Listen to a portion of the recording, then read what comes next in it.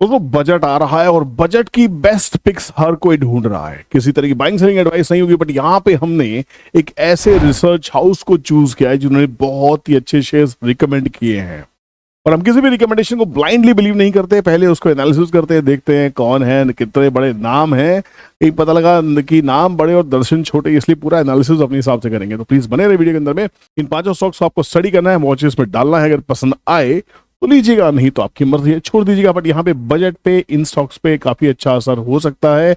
ये स्टॉक्स हमें रिकमेंड की है मोतीलाल ओसवाल रिसर्च हाउस ने। जी हाँ, मोतीलाल ओसवाल की रिसर्च ने पहले भी बहुत ऐसे कारनामे किए हैं जिन पे हम भरोसा कर सकते हैं। तो यहाँ पे बेस्ट ब्रोकर्स में से आते हैं मोतीलाल ओसवाल, क्योंकि उनके जो रिसर्च एनालिस्ट की जो टीम है, they are been trained by the great Ramdev Agarwal sir, जिनके साथ काम करने का मुझे भी मौका मिल चुका है। तो यहाँ पे एक एक स्टॉक को स्टडी करेंगे, बट उससे पहले प्लीज चैनल को सब्सक्राइब कर लीजिए, बेल नोटिफिकेशन को ऑन कीजिए, क्योंकि अगर आपके पास बेल नोटिफिकेशन ऑन नहीं की तो मैं आपको बता देता हूं कि आप बजट की रैली मिस कर देंगे।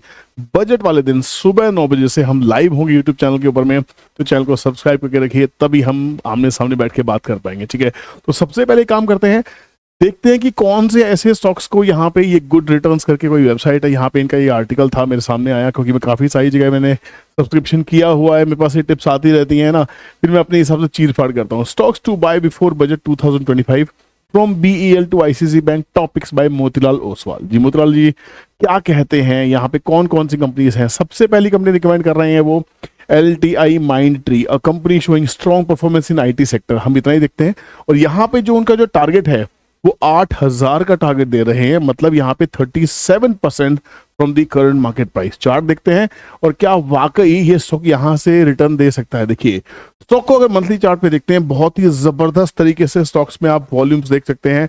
हर गिरते भाव के ऊपर में बायर्स ही बायर्स है, इस स्टॉक को कोई बेच नहीं रहा है। कंसोलिडेशन देखी जा सकती है, स्ट्रेंथ देखी जा सकती है।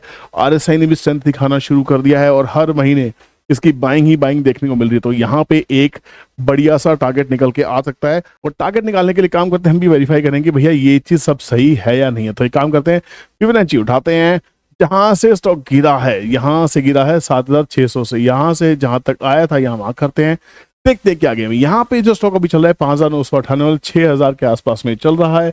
अब 6,000 को आपको चूज करना है, कहाँ दिखाई देता है, 6,096 दिखाई देता है, 61%। और 61% अगर क्रॉस हुआ तो 1.61 के लिए स्टॉक जरूर चलेगा। तो यहाँ पे सीधा सीधा 9,908 का टारगेट निकलता है। हालांकि अपना पूरा राउंडिंग बॉटम यहाँ से कंप्लीट करेगा स्टॉक, तो 7,552 के आसपास का टारगेट रहेगा।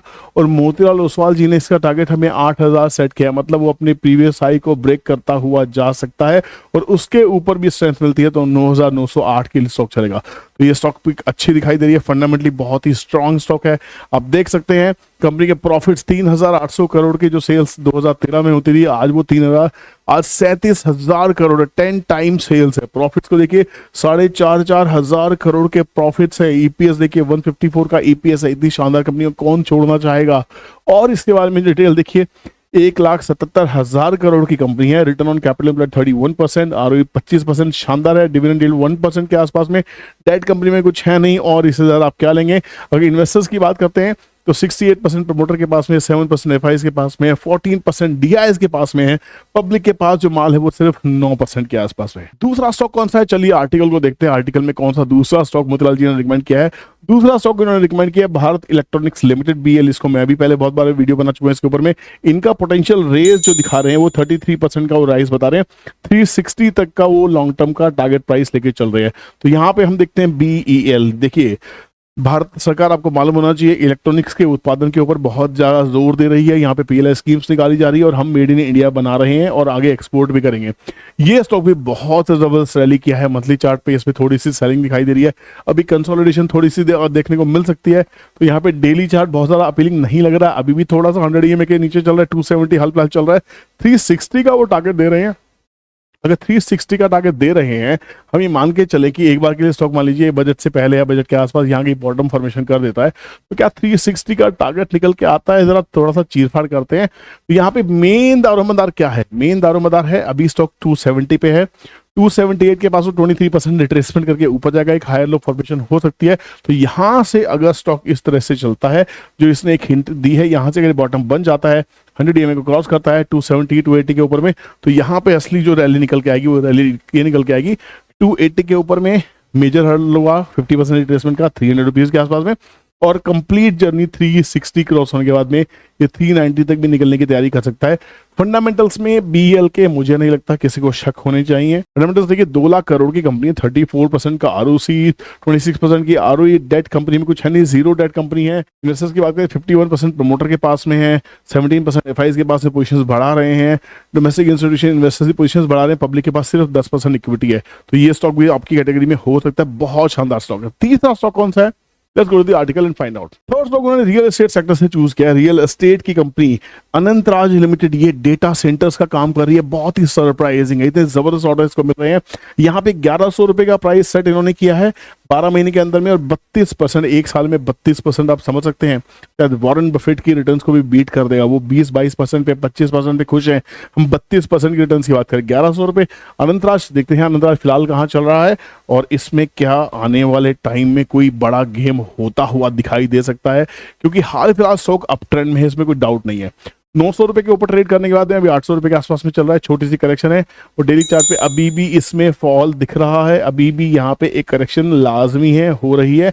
अभी इसको मैं बाय करने की कोशिश नहीं करूंगा, बट हाँ इन्होंने 1100 टारगेट दिया तो बहुत ही बड़ा टारगेट है। तो कंपनी के बारे में एक बार देख लेते हैं, क्या कंपनी वाकई सॉलिड है या नहीं है, कुछ धंधा वंदा कर भी नहीं कर रही है।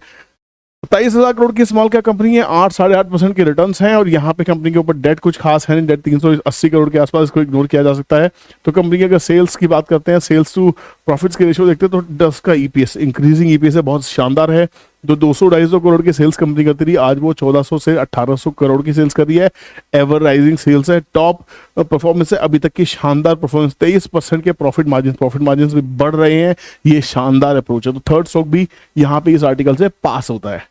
चौथा और पांचवा स्टॉक कौन सा है, चलिए देखते हैं। चौथा स्टॉक अनंतराज के बाद में हमारे पास में आता है आईसीआईसीआई बैंक। आईसीआईसीआई बैंक के लिए 1550 का टारगेट रखा है मोतीलाल ओसवाल ने, और 29% का अपसाइड दे रहे हैं, ठीक है। फोर्थ स्टॉक आईसीआईसीआई बैंक है, काफी अच्छी करेक्शन के बाद में 1200 के आसपास में खड़ा हो गया है। जो आईसीआईसीआई बैंक का जो टारगेट रखा है वो 29% ऊपर 1550 तक का टारगेट रखा है। चार्ट एक बार देखते हैं, चार्ट पे अगर हम फिबोनाची लगाते हैं तो यहाँ पे देखिए, यहाँ पे गेम क्या हो रहा है। आईसीआईसीआई बैंक ओवरसोल्ड जोन से बाउंस करता दिखाई दे रहा है, यहाँ पे बाइंग अच्छी दिखाई दे रही है, और 1250 के आसपास का 100 EM है, उसके ऊपर जिस दिन स्टॉक चलेगा बहुत शानदार निकलेगा।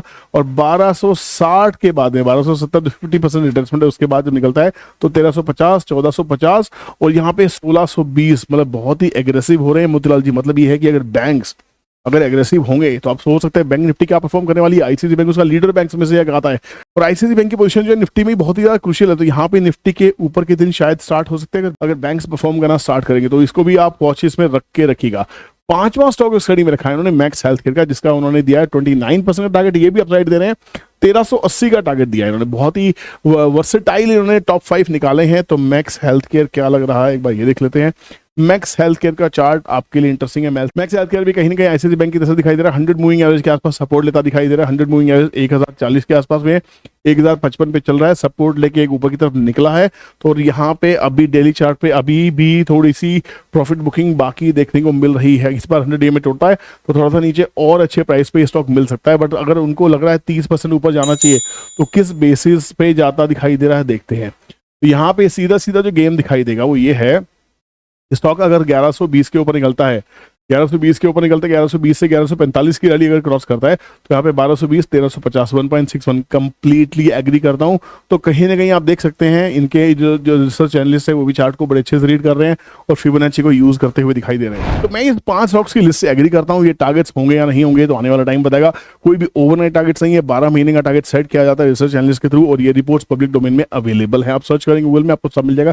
किसी तरह की बाइंग सेलिंग रिकमेंडेशन नहीं थी, बट क्योंकि मोतीलाल ओसवाल रिसर्च हाउस का जब नाम आता है तो हम उस पर थोड़ा बिलीव कर सकते हैं, थोड़ा सा हम पॉजिटिव हो जाते हैं कि ये जो टिप आ रही है, ये जो एनालिसिस आ रही है, जो रिसर्च आ रही है, कहीं ना कहीं अच्छे सोर्सेज से आ रही है। तो यहाँ पे उसको रिसर्च करना है, अपने हिसाब से काम करना है, उसके बाद आगे बढ़ना है। उम्मीद करता हूँ वीडियो अच्छा लगा होगा। दोस्तों कीजिएगा, वीडियो को लाइक कीजिएगा अगर पसंद आया हो तो। आपके एक लाइक, आपके एक कमेंट हमें मोटिवेट करते हैं।